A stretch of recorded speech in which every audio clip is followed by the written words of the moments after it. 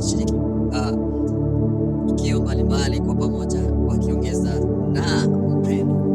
Hii ni siku ambayo kulikuwa na maandalizi, vijana walipokuja pamoja ya kwamba watacheza mpira. Katika kucheza mpira kuna matarishi, kuna mapumziko na pia vile vile inaleta watu pamoja. Unaona vile watu walivyokaa, watu walivyosimama, kuna kicheko, kuna furaha, na hii ndio umoja ambao tunaifurahia kama Wakristo. Tunapokuja pamoja tunatiana moyo, tunapokuja pamoja tunaweza pia kujuana zaidi.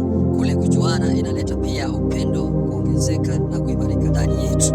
Mungu alipokuwa ametupenda zaidi, akamruhusu mwanawe aje duniani akafe kwa sababu yetu, kwa ajili ya